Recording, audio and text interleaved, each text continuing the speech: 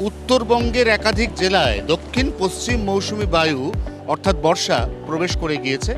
বর্ষার এই প্রবেশ ঘটেছে গতকাল সকালে। উত্তরবঙ্গের জেলায় জেলায় আজও বিক্ষিপ্তভাবে ভারী থেকে মাঝারি বৃষ্টি। যখন বৃষ্টি হবে তখন বৃষ্টির সঙ্গে বজ্রবিদ্যুৎ এবং দমকা ঝোড়ো হাওয়া বইবার পূর্বাভাস। উত্তরবঙ্গের ওপরের দিকের জেলাতে এই দমকা ঝোড়ো হাওয়ার সম্ভাব্য গতিবেগ 40 থেকে 50 কিলোমিটার হতে পারে। উত্তরবঙ্গের নিচের দিকের জেলা মালদা এবং দিনাজপুর, সেখানে দমকা ঝোড়ো হাওয়ার গতিবেগ 30 থেকে 40 কিলোমিটার হতে পারে।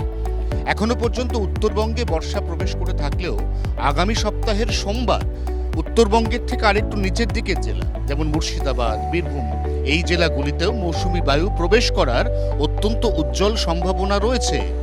বাকি রইল দক্ষিণবঙ্গ। দক্ষিণবঙ্গে আগামী সপ্তাহের বুধ অথবা বৃহস্পতিবার অর্থাৎ আজ থেকে ঠিক 7 দিন বাদে মৌসুমী বায়ু প্রবেশের অত্যন্ত উজ্জ্বল সম্ভাবনা তৈরি হয়েছে। এর আগে পর্যন্ত উত্তরবঙ্গে বর্ষার বৃষ্টি এবং দক্ষিণবঙ্গে প্রাক বর্ষার বৃষ্টি চলছে। দক্ষিণবঙ্গে আজও গতকালের অনুরূপ আবহাওয়া থাকতে পারে, যেখানে দিনের সিংহভাগ সময় অত্যন্ত অস্বস্তিকর গরম, তার সঙ্গে জলীয় বাষ্প এবং ঘর্মাক্ত পরিস্থিতি থাকার পর দুপুর বা বিকেলের পর থেকে হাওয়া বদল হতে পারে। জেলায় জেলায় তৈরি হতে পারে কালবৈশাখী পরিস্থিতি। কলকাতা সহ দক্ষিণবঙ্গের প্রায় সমস্ত জেলায় আজও বজ্রবিদ্যুৎ সহ দমকা ঝোড়ো হাওয়া এবং বৃষ্টির পূর্বাভাস রয়েছে। আজকে উপকূলের 2 জেলা দক্ষিণ 24 পরগনা এবং পূর্ব মেদিনীপুর, সেখানে দিনের কোনো কোনো সময় এক পশলা ভারী বৃষ্টি হওয়ার সম্ভাবনা রয়েছে। অতএব এই মুহূর্তে নতুন করে আর তাপমাত্রা বৃদ্ধির কোনো পূর্বাভাস থাকছে না। দুর্বিষহ গরম এই মুহূর্তে আর থাকছে না।